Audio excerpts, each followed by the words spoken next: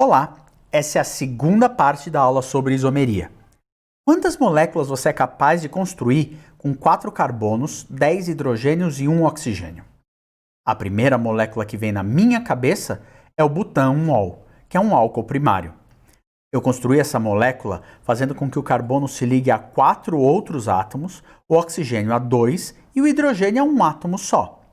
Usando essas mesmas regras, eu posso mudar a disposição desses átomos e eu chego no éter etílico. Éter etílico e butanol têm fórmula molecular idêntica, composição atômica idêntica, mas propriedades completamente diferentes. Eles são isômeros constitucionais. Veja que, mexendo a estrutura um pouquinho, nós podemos chegar no 2-metoxipropano. 2-metoxipropano é um isômero do éter etílico, mas as propriedades do 2-metoxipropano e do éter etílico são diferentes. Agora, nós construímos o butandoisol. Butandoisol tem um carbono assimétrico. Isso significa que este carbono está fazendo 4 ligações com substituintes diferentes. A consequência disso é que existem 2 estereoisômeros do butandoisol, que nós não conseguimos representar com fórmulas de linha. Nós precisamos de algo mais tridimensional. Será que isso aqui é tridimensional o suficiente? Não, né? Ainda é bidimensional. Então vamos melhorar isso aqui um pouquinho. Agora sim. Esse é um dos estereoisômeros do butandoisol. Note que o OH está para frente do plano da tela e o H está para trás do plano da tela. E a gente pode desenhar isso com fórmula estereoquímica, que é essa representação que você está vendo aqui no canto direito inferior. Essa cunha fechada indica que o grupo OH está para frente. Mas esse é um dos estereoisômeros. Como será o outro estereoisômero? O outro estereoisômero tem o OH para trás e o H para frente. Eu sei que talvez você não percebeu isso ainda, mas essas duas formas são a imagem especular uma da outra. Isso significa que se você pensar nessas moléculas como objetos, eles são espelhados. E a gente representa isso com essas fórmulas estereoquímicas, com o grupo OH para frente do plano da tela ou com o grupo OH para trás do plano da tela. Estereoisomeria é um dos assuntos mais importantes na química, porque ele está relacionado ao reconhecimento de espécies químicas em 3 dimensões. Nessa aula, nós vamos aprender a reconhecer estereoisômeros e a classificá-los em enantiômeros ou diastereômeros. Nós não vamos nos aprofundar em conceitos como quiralidade, atividade ótica ou nomenclatura de estereoisômeros. A gente vai fazer isso em outros vídeos, mas aqui nós vamos aprender a reconhecer muito bem se 2 espécies são iguais ou se são estereoisômeros. No final dessa aula, nós vamos poder aprender um pouquinho mais sobre como desenhar na prática as notações e fórmulas estereoquímicas que você vai usar para representar essas moléculas no papel. Vamos começar olhando uma espécie que tem um elemento de simetria, o 2-cloropropano. Então esse aqui é o 2-cloropropano. Você olha essa fórmula de linha, não dá para ver se esses átomos estão para frente e para trás, não tem nenhuma informação a respeito do arranjo tridimensional deles. Mas se você olhar essas representações aqui, fica muito claro que é possível escrever o 2-cloropropano assim ou assim. Minha pergunta para você é, essas 2 representações, elas são iguais ou elas são diferentes? Se você girar 180 graus uma delas, fica muito claro perceber que elas são sobreponíveis. Isso significa que se você representar o cloro na esquerda e o hidrogênio na direita, ou o hidrogênio na esquerda e o cloro na direita, você está mostrando a mesma coisa. Porque o 2-cloropropano tem um plano de simetria, ou plano especular. O plano de simetria divide a molécula no meio, em 2 partes absolutamente simétricas. Isso é extremamente importante, porque moléculas que têm um elemento de simetria desse tipo, ou seja, um plano de simetria, elas não têm na sua imagem especular um isômero. A imagem especular é idêntica ao objeto. Agora compare essa análise com o butandoisol. Butan2-ol tem um carbono fazendo ligação com 4 substituintes diferentes. Esse carbono é, portanto, um carbono assimétrico. A gente pode chamar ele também de centro quiral. Carbono assimétrico centro quiral é um tipo de unidade estereogênica. Isso significa que a presença desse carbono assimétrico cria a possibilidade de representar esse grupo OH para trás ou para frente do plano da tela. Quando a gente representa dessas duas formas, nós temos dois compostos diferentes. Então, esse é o R-butan2-ol, esse é o S-butan2-ol, e essa nomenclatura, ela segue um conjunto de regras chamadas de regras de Cahn-Ingold-Prelog, que nós vamos discutir num outro vídeo. Se a gente representar o R e o S-butan2-ol no espaço, nós vamos ver que essa imagem e essa imagem, elas são especulares. A gente muda um pouco o ângulo, a gente percebe que o OH realmente está para trás e o OH está realmente para frente em cada um desses estereoisômeros. Mas o mais legal é se a gente coloca eles lado a lado e percebe que, mesmo que você gire 180 graus, eles não são sobreponíveis, são espécies diferentes. Então, essa é a informação importante para você perceber que, ao contrário do 2-cloropropano, o butan2-ol tem 2 estereoisômeros. Se você muda a orientação do grupo OH, você está falando de uma substância diferente. Isso acontece porque o butan2-ol tem uma unidade estereogênica, que nesse caso é um carbono assimétrico. Agora, vamos analisar em mais detalhes o S-butan2-ol e o R-butan2-ol. Eles não são sobreponíveis, eles, portanto, são estereoisômeros, são substâncias diferentes. Se a gente compara um com o outro, nós vemos que eles são imagem especular um do outro. Agora, se a gente pega essa representação do R-butan2-ol e gira 180 graus, você vai perceber que a gente vai desenhar ele assim. Girar 180 graus mantém a molécula. Você não transforma uma molécula em outra rodando ela no espaço. Então, o R-butan2-ol, que tem o OH para frente aqui, se você roda 180 graus, você representa dessa forma com o OH para trás, porque o que estava para frente, quando você gira 180 graus, fica para trás. Quando você tem duas espécies que são estereoisômeros e que são imagem especular um do outro, você tem enantiômeros. Agora, vamos entender isso de um jeito um pouquinho mais gráfico. Se eu tiver um objeto, que a gente vai chamar de objeto enantiômero aqui, e eu colocar isso numa caixa de espelhos, o reflexo no espelho de baixo é diferente do reflexo no espelho da direita, que é diferente do reflexo do espelho de trás. Se você não acredita nessa representação, que o espelho de trás vai estar escrito enantiômeros de um jeito que dá para ler, você deve lembrar que o espelho está atrás, ou seja, o que ele está refletindo é o inverso do que você está vendo como objeto aqui.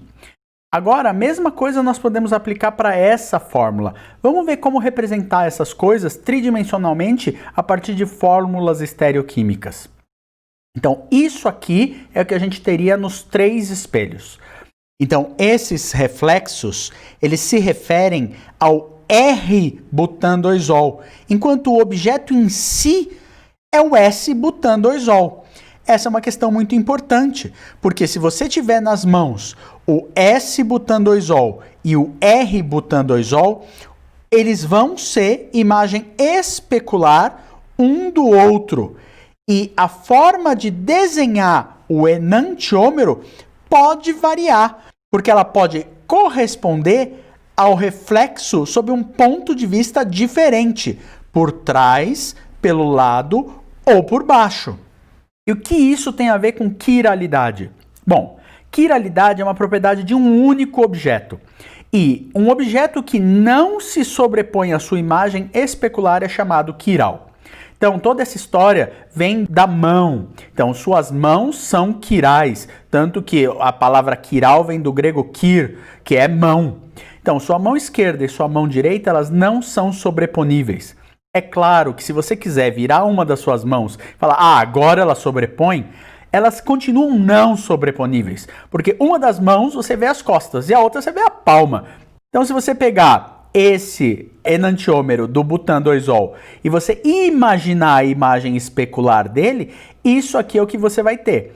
Perceba que essa espécie não é sobreponível a essa aqui. Poxa, mas eu não consigo enxergar muito bem. Por que essa não é sobreponível a essa? Bom, se a gente pegar essa espécie aqui e girar ela 180 graus, isso aqui é o que a gente vai ver. É a mesma coisa que você virasse sua mão direita e agora você está vendo a palma da sua mão. Então, a orientação do OH muda. O que era para frente aqui é para trás aqui. E agora fica muito fácil de ver que essas duas espécies não são sobreponíveis. Então, a consequência desse raciocínio é que enantiômeros são quirais. Vamos provar para você isso. S-butandoisol, imaginei a imagem especular. Sobreponível? Não. Quiral. R-butandoisol, imaginei a imagem especular. Sobreponível? Não. Você não consegue sobrepor o S-butandoisol e o R-butandoisol. Isso quer dizer que eles são enantiômeros. Mas, como eles são imagem especular um do outro, o fato deles não serem sobreponíveis implica em quiralidade de ambos. Mas o que acontece se eu tiver dois carbonos assimétricos? Se eu tiver isso versus isso, se eu invertir a configuração de todos os carbonos, isso significa que essas duas espécies são enantiômeros. Mas e aqui? Bom, eu inverti a configuração de um único carbono, o outro permaneceu igual. Isso deve ser algo diferente de enantiômero. Então vamos racionalizar isso com calma. Se eu pegar essas duas espécies, eu pego essa, giro 180 graus, eu tenho isso. Isso e isso são imagem especular um do outro. Resultado, se são imagens especulares, são enantiômeros e enantiômeros são sempre um par. Então eu tenho um par de enantiômeros aqui. Agora, nesse caso aqui, se eu giro essa espécie, eu chego aqui. Esse e esse não são imagens especulares. Então, se você tem estereisômeros que não são imagem especular um do outro, você tem diastereômeros. Uma das coisas mais importantes sobre os diastereômeros é que eles não precisam ser compostos quirais. Veja esses compostos aqui. Eles têm duplas ligações com rotação restrita. Esses carbonos não são assimétricos, mas essas espécies, elas não são imagem especular uma da outra. Isso significa que isômeros cis-trans são diastereômeros. A questão da quiralidade é interessante. Se você pegar o isômero cis e mostrar ou imaginar a imagem especular dele, você vê que ele é sobreponível à sua imagem especular, o que indica que essa espécie é aquiral. A mesma coisa a gente observa com o isômero trans. A imagem especular está aqui. Se você rodar ela um pouquinho, a gente vê que isso aqui e isso aqui são representações sobreponíveis. E isso indica que o isômero trans também é aquiral. Isômeros conformacionais podem, em alguns casos, ser diastereômeros. Veja, por exemplo, o 1,2 de cloroetano. O 1,2 de cloroetano pode estar nessa conformação ou nessa conformação. Conformação se refere à posição relativa dos átomos por conta da rotação ao longo dessa ligação carbono-carbono aqui. Neste conformero, os cloros estão em posições opostas. Veja, esse carbono verde é esse da frente e esse azul é esse de trás. E os cloros estão antiperiplanares. Aqui, o carbono verde da frente e o carbono azul de trás mostra que os cloros ligados a eles estão sinclinais, ou seja, a rotação no eixo da ligação carbono-carbono deu origem a duas espécies que têm diferentes energias. Esse antiperiplanar é mais estável do que o sinclinal e a barreira para converter um no outro é alta. Isso significa que em alguns casos é possível reconhecer essa espécie e essa espécie coexistindo num determinado sistema químico. Esse é um aspecto muito importante da química de estereoisômeros. Você não precisa ter carbono assimétrico para ter diasteriômeros. Diasteriômeros podem se originar de qualquer dois estereoisômeros que não são imagens especulares um do outro. Então, nós discutimos como classificar estereoisômeros em enantiômeros e diasteriômeros. Mas, temos que mostrar como desenhar essas coisas. A melhor forma de diferenciar uma operação de rotação de uma operação de espelhamento é desenhando. Então, vamos começar com o R-butan2-ol. Então, esse aqui é o desenho típico do R-butan2-ol. Ele representa a fórmula estereoquímica desse composto. E essa cunha tracejada indica que o grupo OH está para trás. Se a gente quiser expandir essa fórmula estereoquímica, nós podemos mostrar claramente que o OH está para trás e que o H está para frente. Se nós rodarmos essa fórmula 180 graus, essa é a representação correta para o R-butan2-ol. Quando você faz a rotação, o OH que estava atrás agora está na frente. E por quê? Porque você está girando isso 180 graus. Tudo que está para trás vem para frente. Tudo que está na direita vai para a esquerda. Tudo que está na esquerda vai para a direita. Esse é o R-butan2-ol e esse também é R-butan2-ol. Mas qual a diferença disso de uma operação de espelhamento? Então, numa operação de espelhamento, nós vamos ter o mesmo R-butan2-ol. E eu vou imaginar que eu tenho um espelho aqui. Se eu tiver esse espelho, a imagem especular vai ter essa cara aqui.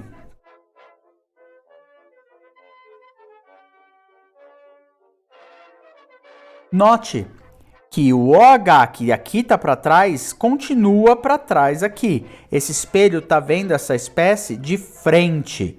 Então, o H que está para frente, aqui está para frente. O OH que está para trás, aqui está para trás. E se a gente pegar um composto que tenha essa fórmula, o composto não é R-butan2-ol. Ele é o S-butan2-ol. Então, esses desenhos eles têm várias funções. A primeira função é você falar, como é o enantiômero do R-butan2-ol? Ele é assim. Esse é um jeito de você representá-lo. Por quê? Porque ele é a imagem especular do R, a configuração desse carbono está invertida. Vou provar para você.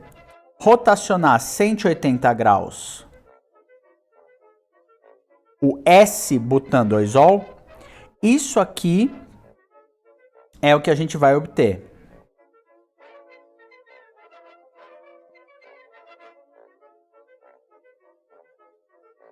Perceba que o OH agora está para frente, enquanto aqui o OH está para trás. Então, esse é o S-butan2-ol. Em resumo, rotação e espelhamento são operações muito diferentes. Quando você faz a rotação de uma espécie, você chega na mesma espécie. Então, esse caso aqui é a rotação. Esse lado e esse lado mostram a mesma substância. A mesma coisa nós fizemos aqui. Essa rotação mostra que esse lado e esse lado estão indicando a mesma substância. Mas se você fizer o espelhamento, no espelhamento a imagem especular, a imagem que você está vendo, é o enantiômero quando você estiver espelhando uma substância quiral. Agora sim, agora que você viu como desenhar os estereoisômeros e como classificar estereoisômeros em enantiômeros e diasteriômeros, a gente se prepara para a próxima aula, que é sobre quiralidade.